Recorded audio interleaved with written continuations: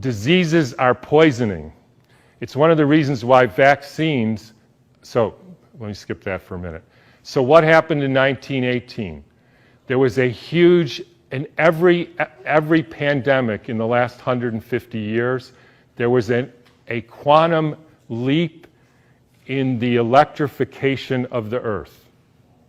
In 1918, late fall of 1917, there was the introduction of radio waves around the world. Whenever you expose any biological system to a new electromagnetic field, you poison it, you kill some, and the rest go into a kind of suspended animation so that, interestingly, they live a little bit longer and sicker.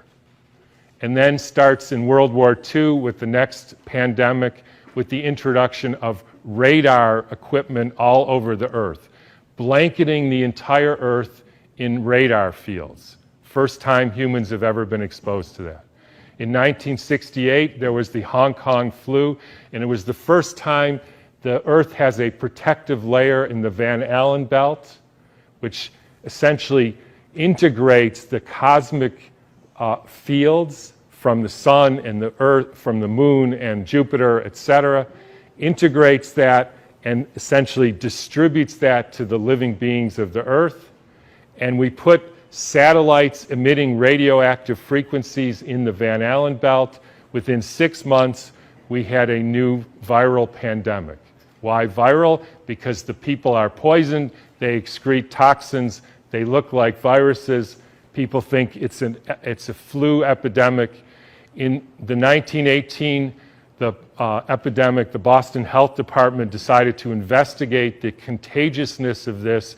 So they, believe it or not, took hundreds of people with the flu and they sucked the snot out of their nose and injected it into the healthy people who didn't have the flu, and not one time could they make the next person sick. They did this over and over again, and they were not able to demonstrate contagion. They even did it with horses who apparently got the Spanish flu, and they put bags over their head, and the horses sneezed in the bag, and they put the bag over the next horse, and not one horse got sick. You can read about this in a book called The Invisible Rainbow by Arthur Furstenberg, who chronicles all the steps in the electrification of the Earth and how within 6 months there was a new flu pandemic all over the world. And when you hear the normal explanations, how did it go from Kansas to South Africa in 2 weeks? So the entire world got the symptoms at the same time, in spite of the fact that the mode of transportation was horseback and boats, and there's no explanation for it. They just say, we don't know how that happened. But when you think about it, with these radio waves and other frequencies that some of you have in your pocket and on your wrist, you can send a signal to Japan and it arrives instantaneously. So any of you who don't believe there is an electromagnetic field that communicates globally within seconds just is not paying attention to this. And I will only finish by pointing out that there has been a dramatic and quantum leap in the last 6 months with the electrification of the Earth. And I'm sure a lot of you know what that is. It's called 5G, where they now have 20,000 radiation-emitting satellites, just like the radiation-emitting thing in your pocket and on your wrist and that you use all the time. That is not compatible with health. I'm sorry to say it, it's not compatible with health.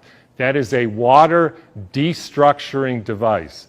And for any of you who say, yeah, well, we're not electrical beings, we're just physical matter, then don't bother doing an EKG or an EEG or a nerve conduction test, because we are electrical beings and the chemicals are only the byproduct of those electrical impulses.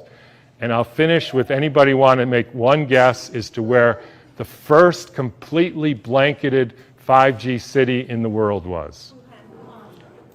Exactly. So when you start thinking about this, we are in an existential crisis here, folks, the likes of which humankind has never seen. And I don't want to go all Old Testament prophet on you, But this is something that is unprecedented. The putting of 100,000 satellites in the very blanket of the Earth. And by the way, as I was going to say earlier, this actually has something to do with the vaccine question. And this got brought home to me because about a year ago or so, I had a patient who came in who was totally fine, a surfer and all, and then he works as an electrician putting in Wi-Fi systems for very wealthy people. Electricians have a very high mortality rate, but he was fine.